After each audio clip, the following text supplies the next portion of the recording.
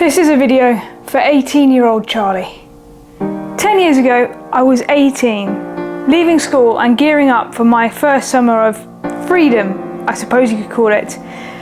But I left school with lots of anxieties and worries. What would the future hold? Where would I be in 10 years' time? If you told me I'd be where I am, to be honest, I probably wouldn't have believed you. I've been doing some reflecting on things I wish I had known when I was 18. And this video is predominantly career advice, but to be honest, it's probably just some life advice as well. So these are the 5 things that I wish I'd known when I was 18. Number 1 is experience over qualifications every single time.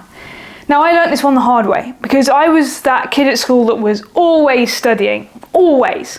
And it meant I left school with great grades, but no experience really to write on my CV. Now, I didn't do nothing.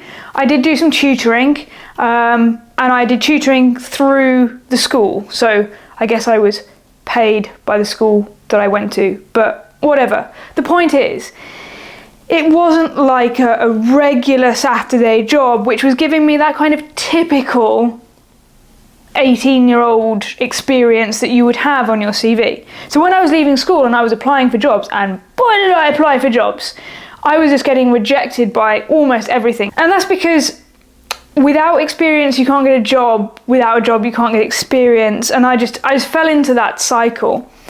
So what ended up happening is I decided, well, if no one will employ me, I'll employ myself, and I ended up setting up my own business and just seeing where that could take me.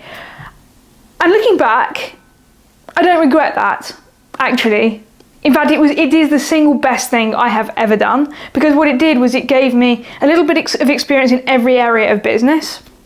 It taught me what I like doing, what I don't like doing. If anybody wants to hear more about that, I'll happily make a video all about how I did it and how you guys can too. Like, it wasn't glamorous. I sold knockoff clothes on a market stall and created a website and sold them through there as well. Like, it wasn't a groundbreaking, amazing idea. It was really simple, but it was something, and I put branding around it to, make it look legit. But the point is, I learned this lesson the hard way, and if I could turn back the clock, I would still set up my own business, because it really does set your CV apart. It really makes you stand out from the crowd for your whole life. Right? Even now, it's still on my CV. I'm still proud of what I did, and it's still a conversation starter in interviews, even 10 years later. So I would still play it this way, but I wouldn't wait to leave school to do that. I would start getting experience much, much earlier. And the point of this tip isn't to laud entrepreneurship over people for whom it isn't right for. It's simply to say that, look, if you're not academic, then your life is very much not over. In fact, there are other ways to get to where you want to be.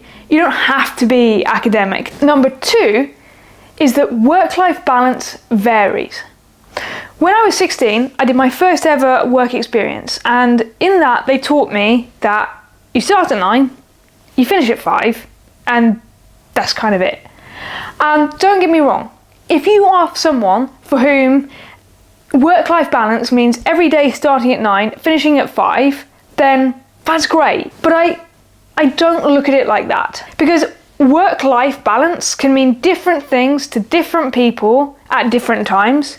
It can mean different things to the same person at different times, and it can mean different things to different people at the same time, and probably some other combinations that I can't get my tongue around. There have been times in my life where I've really wanted to kick on. Maybe it's for a particular promotion or a project or a skill set, I've wanted to learn something, whatever it is.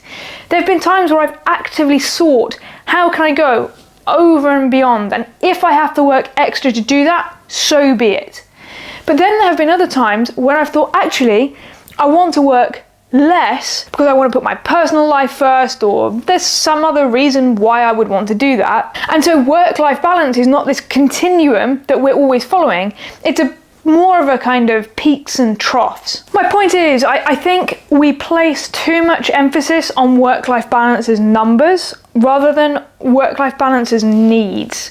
So seek to create the work-life balance that works based on what you need now, and the numbers, they take care of themselves. Number 3, careers aren't linear. My number one most hated question to young people is, what do you want to be when you're older? This question winds me up, because who really knows? I mean, I certainly didn't. And what I have learnt over the last 10 years is that one, that question is irrelevant, and secondly, it doesn't matter. In just the last 10 years alone, I've done so many things. I've had to actually make a list. I've been an entrepreneur, a tutor, worked in a call centre, data entry, worked in marketing, done a grad scheme where I was a project manager, a business analyst, an operations analyst, and now I'm a consultant. And on paper, all of these things are really varied, but the connection between them all is that each next step was based on something that I enjoyed at the time and fixing a thing that I didn't enjoy. If you don't have a plan, absolutely fine. In fact, the things I said I wanted to do as a child and as a young person, I haven't done. At one point I said I wanted to be a teacher, I said I wanted to be a physicist, and when I was really young I said I wanted to be tomato ketchup. And I mean, that one really would be a bit difficult. But the point is, you don't have a plan? Doesn't matter. Just do something and focus the next step on tweaking the thing that you don't like and keeping the thing that you do like. And if you wind your way through the world like that, you're going to be absolutely fine. Don't get so bogged down in planning your life that you're not living your life. Number 4, lots of life is luck, but there are things you can do to increase the chances of luck coming your way. And above everything else, networking is the secret.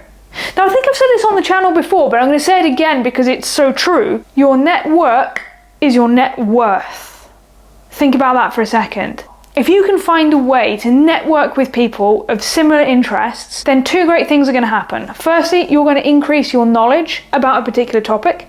And secondly, you're going to increase the number of people who know of opportunities in the space and can help you get those opportunities. The thing about networking is that it's all about reciprocity. So you pay it forward, you pay it back, you get it in return, and everybody's helping each other. As a chronically shy person, and contrary to what you might think from this channel, I am a very introverted person. I know from experience how hard it can be to push yourself out to do those things. But every time I have pushed myself, it has reaped greater rewards than just sitting at home, reading about it, or thinking about it. So I know it's really hard. Trust me, I do. But push yourself to increase your network, because that is how you make more luck come your way. And finally, tip number 5, work smarter, not harder. In my life, I've worked hard, but sometimes that's not always been the right thing to do.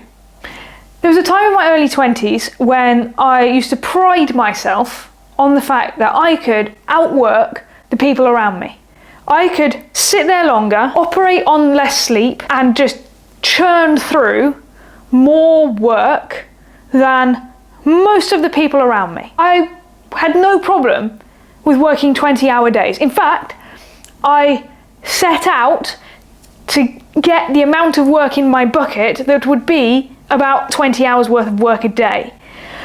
And looking back, I realised that maybe only 50% of that work was really taking me to where I wanted to be. So I was getting bogged down in doing all this busy work. And busy work is the stuff that, to be honest, if you didn't do it, no one would really notice. And that's the type of stuff that you should seek to drop, right? That is just sitting there sleep depriving yourself for no good reason. And looking back now, I realise that was really, really stupid. And having experienced burnout, I realised that maybe I could have avoided it by learning this lesson much, much earlier. And look, whilst I am proud of where I am today, I actually think I maybe could be a bit further ahead if I had locked in on this idea of smart work, not hard work. And you do smart work by identifying what the key value add things are, laser focusing on them, and binning everything else. Because the advantage in work is not how long you can sit at your desk. It's actually that you're doing the value add work whilst everyone else is scratching around in the busy work. That is how you get ahead. So let me share my final thoughts, because if I could take anything from the last 10 years, it's this. Don't focus too far in the future. Just focus on the next. Don't be afraid to be different. So many people follow the stereotypes or follow the sheep blindly without ever questioning it or challenging themselves to be different. Those are the people that are going to look back and have regrets. But if you challenge the norm at any opportunity that you can, if you do follow the stereotypes, at least you know it's your choice. And finally, have fun. I think this is somewhere maybe I went wrong, is sometimes you have to make sacrifices and you just need to put in the graft to get to where you want to be. And that's fine. But life isn't for living in the future, it's for living now. Enjoy it now. Have fun along the way. Enjoy the journey, because it is the only one we've got. So if you don't have a plan right now, don't worry about that. Just focus on two things. What's next? And am I having fun? And if you can do those two things, well, I don't think you're going to go too far wrong. I hope you've enjoyed this video. I hope it's been helpful. I wish I'd watched this when I was 18, but here we are. If you've got your advice you'd like to share, please drop it in the comments. And if you like this video, you know what to do with the like button. And you know to subscribe for more content like this. We'll see you in the next one.